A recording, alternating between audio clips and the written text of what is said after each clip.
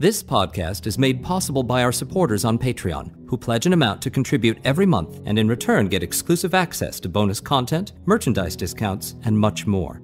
If you'd like to join our family and help us continue to bring you the very best in audio drama, please go to patreon.com/Gotham Variety and subscribe. That's Patreon/Gotham Variety.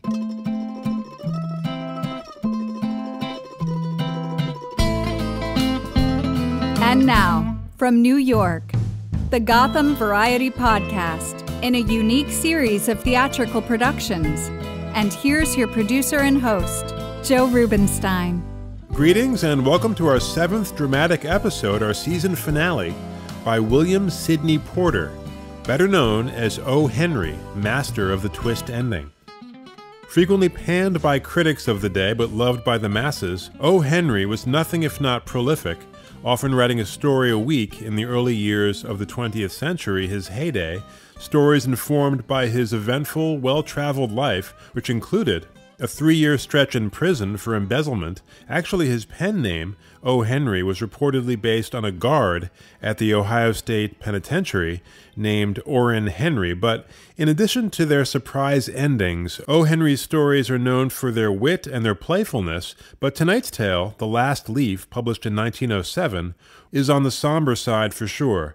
Like a number of our stories this season, The Bridge, some of the Kafka stories, The Most Dangerous Game, tonight's story deals with death, but it also touches on faith, it touches on friendship, and personal sacrifice. But to say more would spoil this, our shortest story of the season, and our last, so let's dive right in. The Last Leaf, right after this.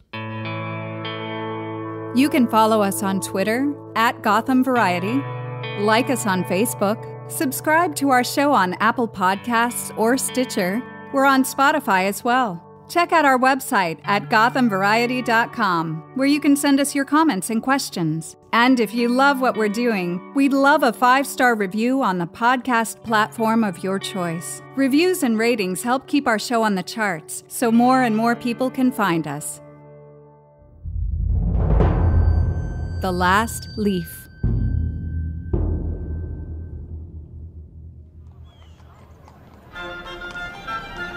In a little district west of Washington Square, the streets have gone crazy and broken themselves into little strips called places.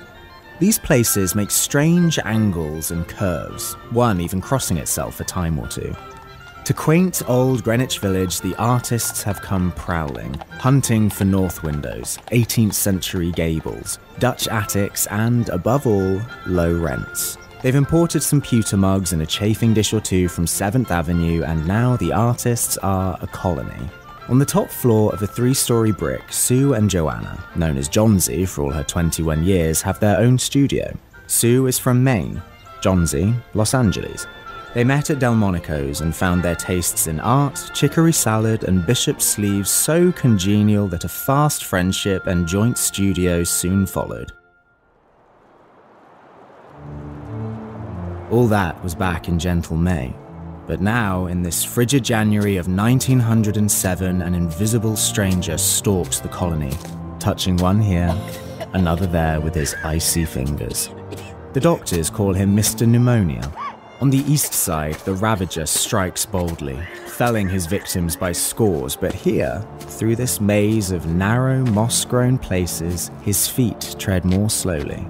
He is not chivalrous, Mr. Pneumonia, nor a gentleman, but rather a force of nature, which is to say, indifferent. And a dainty little artist, blood-thinned by the soft breezes of South California, is hardly a match for this red-fisted beast. But it is Johnsy he strikes, and here she lies, scarcely moving on her painted iron bedstead, looking through the small Dutch window panes at the brick wall of the house next door. Dr. Callahan, after examining her, invites Sue into the hall with a raising of his shaggy grey eyebrows. How is she, Doctor? I wish I had better news. Oh, no. She has one chance in, let's say, 10. And that one chance, young lady, is for her to want to live. I'll never for the life of me understand this way some have of meekly lining up for the undertaker. Makes the entire medical literature irrelevant. I don't understand. Your little lady has made up her mind that she's not going to get well, you see. Has she anything on her mind? Anything to look forward to? Well, she wanted to paint the Bay of Naples someday. Paint? No, something worth thinking about. A man, for instance. A man? Is a man worth... Well, no, Doctor, there's nothing of the kind. Well, I'll do all that science can accomplish. But when a patient starts counting the carriages in her funeral procession, I always subtract 50% from the curative power of medicine. If you can get her to ask even a single question about anything, any earthly matter, I'll promise you a 1 in 5 chance tomorrow instead of 1 in 10. Good day. The busy doctor continues on his rounds, while Sue dries her eyes and swaggers nonchalantly into Johnsey's room with her drawing board. Johnsey lies facing the window, barely making a ripple under the bedclothes. Asleep. Sue arranges her board and begins a pen and ink illustration for a magazine story. Young artists nowadays pave their way to art by drawing pictures for magazine stories that young authors write to pave their way to literature. 10, 9. You're awake. 8. All Sue can make out through the window is a dreary yard and the brick wall 20 feet away. An old ivy vine, gnarled and decayed at the roots, climbs halfway up the wall. The cold breath of winter has stricken its leaves, and its skeleton branches, almost bare, cling to the crumbling red brick. 7. What is it? What are you counting? They're falling faster now. 3 days ago, there were almost 100. It made my head ache to count them. Now it's easy. There goes another. 6 left now. 6 what, darling? Tell me. Leaves. On the ivy vine. When the last leaf falls. I will too. I've known that for 3 days. Didn't the doctor tell you? No. And I've never heard such nonsense in all my life. And you used to love that vine so. Naughty girl. I still love it. In fact, the doctor told me your chances for getting well soon were... What did he say exactly? Yes, 10 to 1. And that's almost as good a chance as anyone has surviving this dreadful city any day of the week. Now take some broth and let your Susie get back to her drawing. There goes another. Now stop that. Right now. 5 more. I want to see the last one fall before it gets dark. Then, I'll die. Johnsey, look at me. Promise me that you will keep your eyes closed and not look out that window till I'm done working. I absolutely must hand in these drawings by tomorrow. I'd do it with the shade down if I didn't need the light. Why don't you draw in the other room? I want to be with you, sweetie. Don't you want me here? Johnsey, white and still as a fallen statue, closes her eyes. Tell me when you're finished. I want to see the last one fall. I'm so tired of waiting. Tired of thinking. I just want to let everything go. Go sailing down. Just try to sleep. I have to get Mr. Berman up here to model for the old hermit miner. I won't be gone a minute. Down, down, down.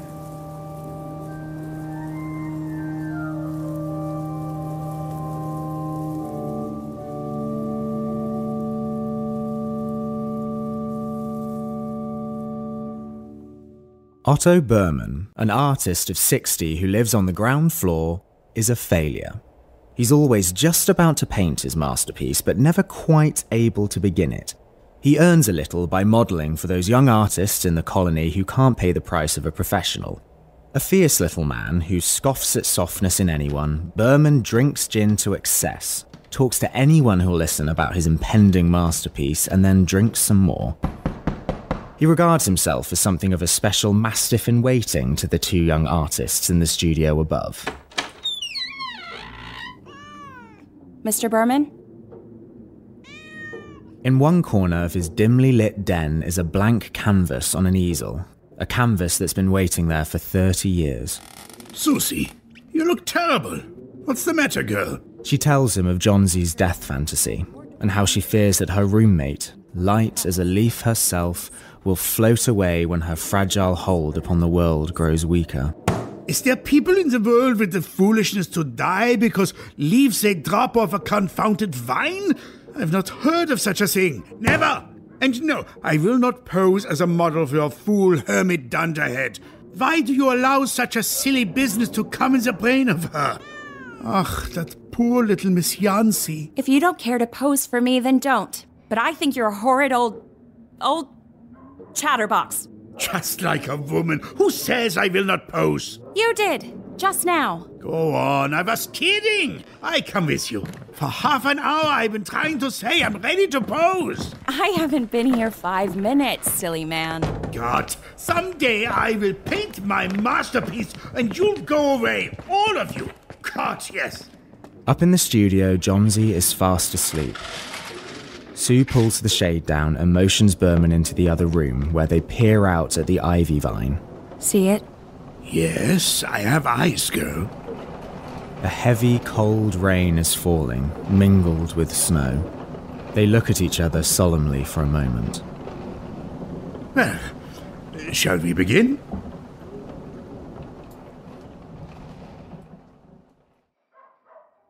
When Sue awakens the next morning, she finds Johnsey staring at the drawn green shade with dull, wide-open eyes. Pull it up. I want to see. Still there. Even after the beating rain and shrieking gusts that have blown all night, there still stands out against the red brick wall one ivy leaf. It is the last one on the vine. Still dark green near its stem, serrated edges tinted with the yellow of dissolution and decay, it hangs bravely from the branch some 20 feet above the ground. Did you hear the wind? I was sure it would fall during the night. Maybe it's a sign. No. It'll fall today. And that's when I'll die. You mustn't talk like that. Think of me if you won't think of yourself. What would I do with you gone? Johnsey is silent. There's nothing more lonely in the world than a soul preparing for its mysterious far journey. Try to sleep. The day winds itself away, and even through the twilight they can see the lone ivy leaf clinging to its stem against the wall. And then, with darkness, the fierce north wind returns as the rain beats against the windows and patters down from the low Dutch eaves. At the crack of dawn, Johnsey the Merciless commands that the shade be raised. And it is there. The leaf is still there. Johnsey lies motionless for a long time, staring at the lone leaf with an indescribable expression, while Sue stirs chicken broth over the gas stove. Susie? Yes? You were right. About what? Something made that last leaf stay, to show me how wicked I've been. It's a sin to want to die. Now that's what I've been waiting to hear. Can I bring you some broth? Yes, please. Susie, I'm sorry I've been like this. That's all right, dear. You're getting better. That's what counts. The doctor arrives in the afternoon, and Sue speaks to him in the hallway. He takes her thin, trembling hand in his. Even chances now. Even chances. With good nursing, you'll win. Oh, thank you, Dr. Callahan. That's quite all right. You've done well, young lady. And now, I have another case downstairs. Who? What's the name? It's, Berman. Yes. Some sort of artist, I believe. Mr. Berman? What's wrong with him? Oh, pneumonia, too. Really? What are his chances? Oh, no hope whatsoever. It's an acute case. Oh, that's terrible. We'll get him to the hospital. Make sure he's comfortable. Nothing more to be done. After the next day's visit, Susie and the doctor confer one last time in the hall. You've won. She's out of danger. Oh, thank God. Thank God. Nutrition and care now. That's all. Thank you, Doctor. Thank you so much. All right. Get some rest. You look like you could use it. I will. The following afternoon, Susie comes to the bed, where Johnsy lies propped up, contentedly knitting a very blue, very useless woolen shoulder scarf. With tears in her eyes, Susie puts one arm around her friend, pillows and all. Johnsy? Yes? Oh, what's the matter? I have something to tell you, White Mouse. What is it? What's wrong? It's Mr. Berman. He died of pneumonia today, in the hospital. Oh, that poor old man. With nobody to look after him. I hope he didn't suffer terribly. He was only ill for 3 days. The janitor found him the morning of the first day in his room, just helpless, shoes and clothing wet through and icy cold. No one could imagine where he'd been on such a dreadful night. And then they found a lantern, still lit, and a ladder that had been dragged from its place, and some scattered brushes, and a palette with green and yellow colors mixed on it. And, well, look out the window at that last ivy leaf on the wall. Do you see it? Of course I do. I know that leaf as if it were my very own face. Didn't you wonder why it never fluttered or moved when the wind blew? I wondered. Oh, darling, it's Berman's masterpiece. He painted it there, the night the last leaf fell.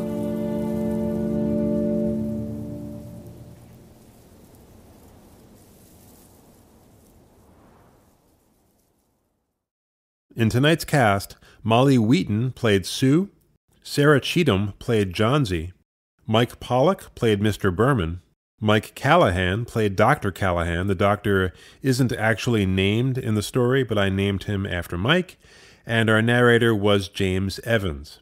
Tonight's story was adapted by yours truly and featured music by some wonderful Baroque composers, Tommaso Albinoni, George Frederick Handel, and the greatest of them all, Johann Sebastian Bach, and their works were performed by the Advent Chamber Orchestra. Back in a moment. Your feedback is important to us. On Twitter, @Gotham Variety, on our Facebook page, or you can email the program, joe@gothamvariety.com. Really, however you'd like to engage with us, we love engaging with you. And if you'd like to join our family and get exclusive access to bonus content, please go to patreon.com/GothamVariety and subscribe. Well, it's time to close. We thank you for joining us once again here on Gotham Variety. We hope you enjoyed this dramatic season, all 7 episodes. If you've missed any of them, please go back and listen. They're there for your enjoyment. But just because our dramatic season is over does not mean that Gotham Variety goes into hiding. No, we'll continue right on releasing our reviews, our interviews, as well as our baseball show, Gotham Hardball. And we're also working on a one-off dramatic episode for summer release about the extinction event that killed off the dinosaurs. So no rest for the wicked. Thanks for listening, and we'll see you soon. Take care.